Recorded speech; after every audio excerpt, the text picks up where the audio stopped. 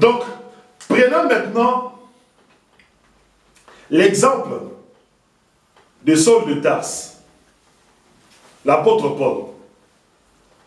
Vous allez comprendre la grande différence qu'il y a entre un chrétien et un juif. Parce que le chrétien est dirigé par l'amour. Le chrétien est dirigé par la miséricorde. Mais le juif est dirigé par la loi. Actes des Apôtres, chapitre 8.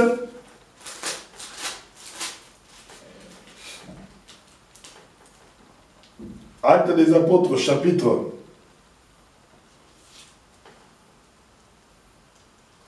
8, à partir du premier verset. Saul approuvait le meurtre d'Étienne. Il eut ce jour-là une grande persécution contre l'église de Jérusalem. Et tous, excepté les apôtres, se dispersèrent dans les contrées de la Judée et de la Samarie. L'apôtre Paul, qu'on appelle Saul de Tarse, il a approuvé le meurtre d'Étienne. Il a approuvé le meurtre des chrétiens. Il a approuvé le meurtre de tous ceux qui croyaient en notre Seigneur Jésus-Christ.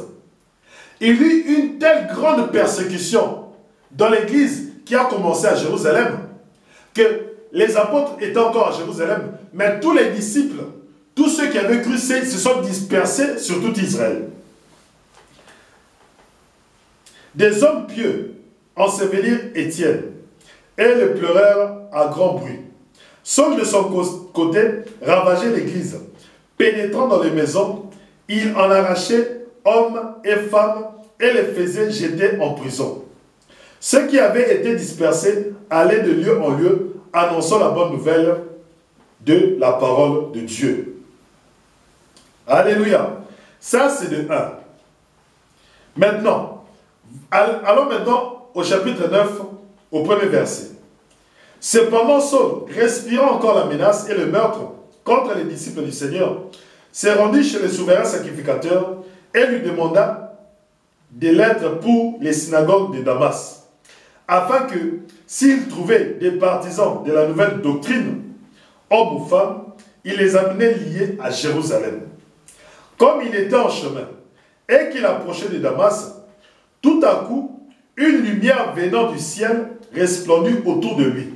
Il tomba par terre et il entendit une voix qui lui disait « Saul, Saul, pourquoi me persécutes-tu » Il répondit « Qui es-tu, Seigneur » Et le Seigneur dit « Je suis Jésus, que tu persécutes. Il te serait dur de réjamber contre les aiguillons. » Tremblant et saisi de foi, il dit « Seigneur, que veux-tu que je fasse » Et le Seigneur lui dit « Lève-toi, entre dans la ville et on te dira ce que tu dois faire. » Les hommes qui l'accompagnaient demeurèrent stupéfaits. Ils entendaient bien la voix, mais ils ne voyaient personne. Saul se releva de terre et, quoique ses yeux fussent ouverts, il ne voyait rien. On le prit par la main et on le conduisit à Damas. Il restera 3 jours sans voir et il ne mangea ni bu. Or, il y avait à Damas un disciple nommé Ananias. Le Seigneur lui dit dans une vision, « Ananias !» Il répondit, « Me voici, Seigneur. » Et le Seigneur lui dit, « Lève-toi, va dans la rue qu'on appelle la droite et cherche dans la maison de Judas un nommé Saul de Tarse. » Car il prit et il a vu en vision un homme de nom d'Ananias qui entrait et qui lui imposait les mains afin qu'il recouvrât la vue. Ananias répondit, « Seigneur, j'ai appris de plusieurs personnes tous les maux que cet homme a fait à tes saints dans Jérusalem. Et il a ici des pouvoirs de la part des principaux sacrificateurs pour lier tous ceux qui invoquent ton nom. » Mais le Seigneur lui dit, « Va, car cet homme est un instrument que j'ai choisi pour porter mon nom devant les nations, devant le roi et devant les fils d'Israël. Et je lui montrerai tout ce qu'il doit souffrir pour mon nom. » Ananias sortit, et lorsqu'il fut arrivé dans la maison, il imposa les mains à Saul en disant, « Saul, mon frère, le Seigneur Jésus qui t'est apparu sur le chemin par lequel tu venais, m'a envoyé pour que tu recouvres la vue et que tu sois rempli du Saint-Esprit. Au même instant, il tomba ses yeux comme des écailles et il recouvra la vue. Il se leva et fut baptisé. Et après qu'il eut pris de la nourriture, les forces lui revinrent. Bien-aimés, Saul persécutait l'Église. Saul tuait les chrétiens. Saul mettait en prison les chrétiens. Mais maintenant, regardez le comportement de notre Seigneur Jésus-Christ. Pour comprendre la différence entre un juif et un chrétien. Lorsque Saul, qui partait au chemin de Damas, avec des lettres des souverains sacrificateurs, lui donnant autorité d'emprisonner les chrétiens, de les ramener à Jérusalem, de les chasser des synagogues et de détruire la doctrine des chrétiens. Maintenant, Saul de Tarse rencontre sur le chemin de Damas Jésus-Christ qui lui apparaît. Jésus-Christ lui dit ceci: Saul, Saul, pourquoi me persécutes-tu? Ah, mes frères Calais, le dimanche passé, tu nous as dit, Moïse nous a dit œil pour œil, dent pour dent. Est-ce que Saul n'a pas tué les chrétiens? Saul n'a pas mis des chrétiens en prison? Oui. Mais lorsque Saul a rencontré Jésus-Christ, lorsque Jésus-Christ est venu vers Saul, il a dit à Saul, mais pourquoi me persécutes-tu? Jésus-Christ n'a pas cherché la mort de Saul. Jésus-Christ n'a pas dit, comme toi tu as tué les chrétiens, moi aussi aujourd'hui je vais te tuer.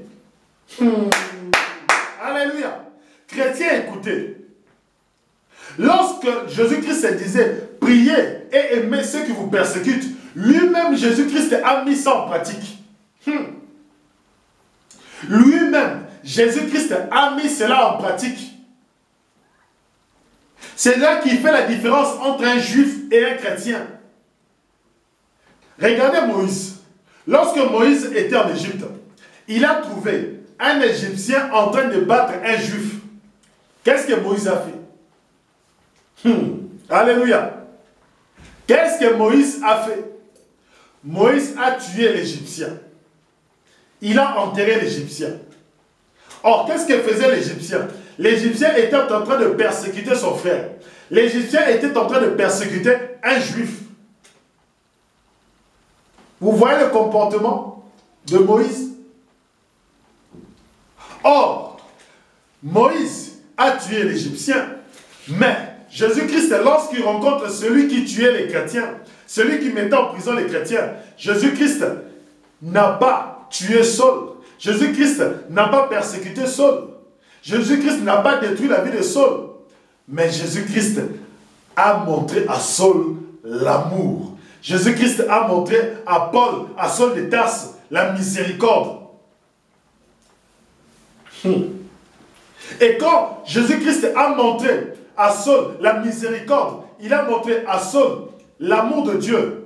Saul n'était plus devenu, Saul n'est pas resté juif. Paul n'est pas resté juif. Mais Paul est devenu un chrétien. Paul est devenu une nouvelle créature. Alléluia. Paul a quitté le judaïsme. Paul a embrassé Jésus-Christ. Paul est devenu un enfant de Dieu. Paul est devenu une nouvelle créature. Paul n'était plus juif. C'est pour cela, lorsque moi j'entends cette expression judéo-chrétien, je m'étonne. Je me dis, un juif ne peut pas être un chrétien ne peut pas être un juif. C'est deux choses qui sont totalement opposées, vu les alliances. Non, nous avons une civilisation judéo-chrétienne. Ça n'existe pas une civilisation judéo-chrétienne. Ça, c'est du mensonge, ça, c'est du blabla. Ça, c'est ce qu'on appelle des rhétoriques pour enfumer les gens.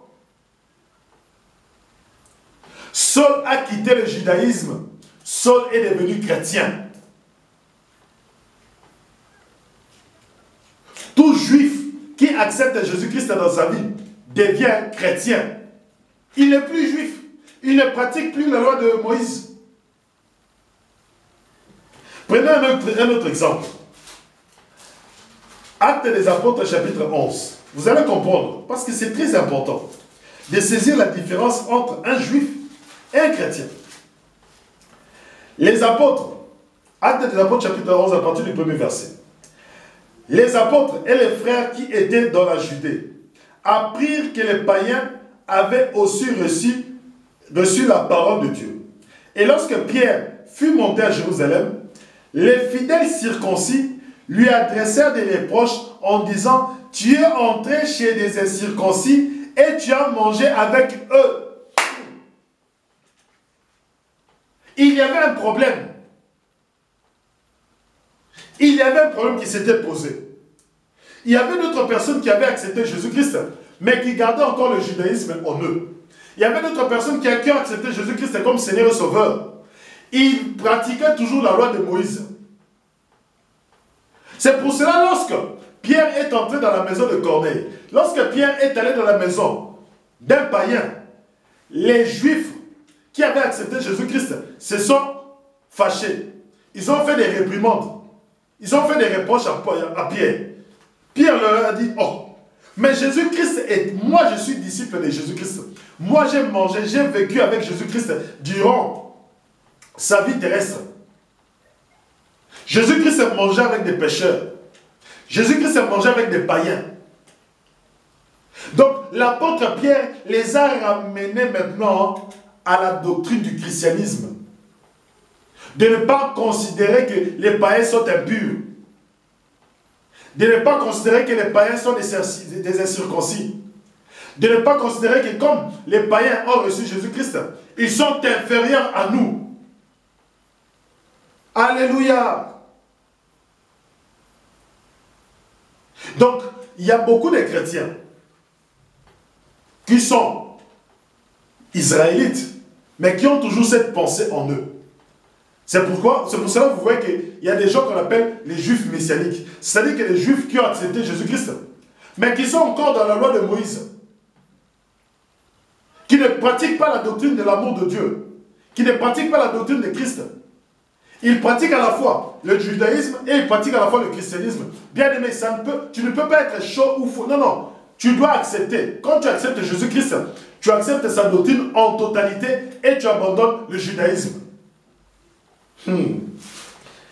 Prenons Philippiens chapitre 3 pour illustrer encore ce que Paul a fait. Bien aimé.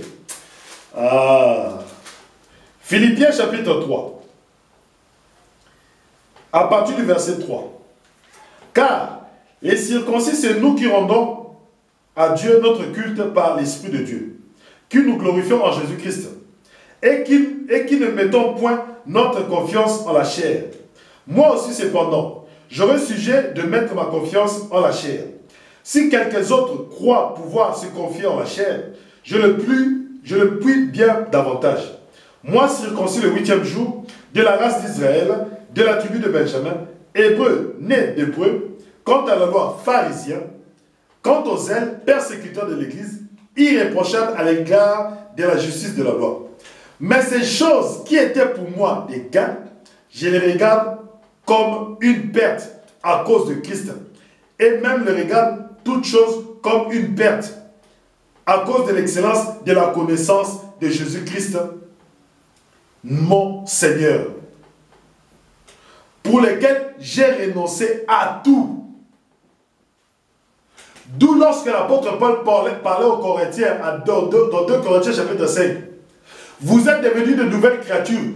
Toutes choses passées, toutes choses sont devenues nouvelles. Les choses sont passées, les choses anciennes sont passées. C'est ce que l'apôtre Paul nous dit aujourd'hui, chrétiens, écoutez-moi. Donc, un juif, lorsqu'il s'accepte Jésus-Christ dans sa vie, tout ce qui est de son judaïsme est passé. Il ne reste que la nationalité. Mais l'identité d'un juif, c'est-à-dire qu'une personne qui pratique la Torah, il ne le fait plus. Il n'a que la nationalité, je suis israélien, mais je suis devenu chrétien. Alléluia. Je suis israélien, je suis devenu chrétien. Il n'y a pas question de juif messianique, il n'y a pas question de juif ceci ou juif cela. Non, non. Un chrétien est une nouvelle créature et automatiquement, il est devenu une nouvelle personne. Les choses anciennes sont passées. L'apôtre Paul le dit. Il dit, moi je suis juif, moi je suis hébreu, pharisien, en plus de cela, persécuteur de l'église. Mais tout cela, j'ai vu ça comme de la boue.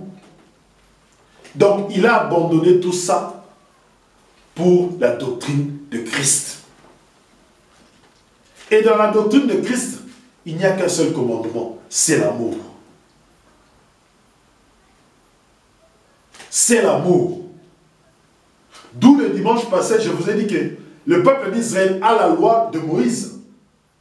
Mais le peuple d'Israël n'a pas la miséricorde de Dieu, n'a pas l'amour de Dieu en lui. Et c'est nous, l'Église, qui avons la miséricorde, qui avons l'amour de Dieu. Or, l'Église rassemble tout le monde. Que tu sois juif, que tu sois non-juif, que tu sois païen, que tu sois de quelle que soit ta nationalité, l'Église englobe tout le monde. L'Église englobe tout le monde. L'Église n'a pas de discrimination. Que tu sois chinois, quand tu acceptes Jésus-Christ dans ta vie, tu deviens chrétien. Donc l'Église, tu es à l'intérieur. L'Église est la nouvelle Israël. C'est pour cela dans l'Église, vous verrez qu'il y a des Israélites. C'est pour cela dans l'Église, vous verrez qu'il y a des Arabes. C'est pour cela dans l'Église, vous verrez qu'il y a des Noirs. C'est pour cela dans l'Église, vous verrez qu'il y a des Blancs. C'est pour cela dans l'Église, vous verrez qu'il y a toutes les races, qu'il y a toutes les nations, qu'il y a toutes les langues, qu'il y a toutes les tribus, qu'il y a tous les pays. Voilà l'Église. C'est l'humanité en un seul point. L'humanité que Dieu a voulu former en un seul point. Ce point-là, c'est quoi? C'est notre Seigneur Jésus de Nazareth. L'humanité. L'humanité en un seul point. Jésus de Nazareth. Voilà ce qu'est l'Église. Donc nous ne pouvons pas opposer les Juifs aux chrétiens, puisque les Juifs et le chrétien sont sortis d'Israël. La nouvelle Israël, l'Israël spirituel, c'est l'Église. Alléluia, alléluia. Galates chapitre 4, nous allons clôturer par cela, à partir du verset 4 à 6. 4 à 6. Je lis au nom de notre Seigneur Jésus-Christ. Lorsque les temps ont été accomplis, Dieu a envoyé son Fils, né d'une femme, né sous la loi, afin qu'il rachètât ceux qui étaient sous la loi, afin que nous ressuscitions l'adoption. Et parce que vous êtes fils, Dieu a envoyé dans vos cœurs l'esprit de son Fils, lesquels crient Abba, Père. Ainsi tu n'es plus esclave, mais fils. Et si tu es fils, tu es aussi héritier de Dieu par Christ. Jésus-Christ lui-même était venu à l'époque de la loi de Moïse. Mais Jésus-Christ a amené une nouvelle doctrine. Les chrétiens sont différents des juifs dans la pratique de la doctrine. Mais ils ont un seul et même Dieu. Alléluia. Donc, si tu es païen, à l'église, tu es le bienvenu. L'amour de Dieu se manifestera pour toi. Si tu es pécheur, quelle que soit la nature de ton péché, fornication, adultère, homosexualité, quelle que soit la nature de ton péché, lorsque tu viens à l'église, tu vas ressentir l'amour de Dieu. Et toi-même, tu vas abandonner les péchés et tu viendras en Christ. Même si tu es juif, quand tu vas commencer à pratiquer la loi de Moïse, toi-même, tu vas remarquer que tu ne pourras pas faire toute la loi de Moïse. Il est maintenant temps que tu viennes en Christ. Parce qu'en Christ, c'est la liberté. Père éternel, Père Tout-Puissant, nous te rendons grâce pour cette belle parole. Bénis encore, Papa Seigneur, ta parole. Et bénis encore le peuple qui m'a suivi. Nous te rendons grâce pour tous les bienfaits que tu nous as accordés aujourd'hui. Nous te rendons grâce car tu nous as amenés dans la vérité de la doctrine de Christ. De comprendre la différence entre un juif et un chrétien. Nous te bénissons pour cette belle parole. Au nom de Jésus-Christ, j'ai assez prié. Amen. Amen. Bien-aimés dans le Seigneur, je vous dis à dimanche prochain. C'était votre bien-aimé, le frère Kale Kabassé Badimo, en direct de l'église La Grâce de Dieu, Paris. force. Soyez bénis.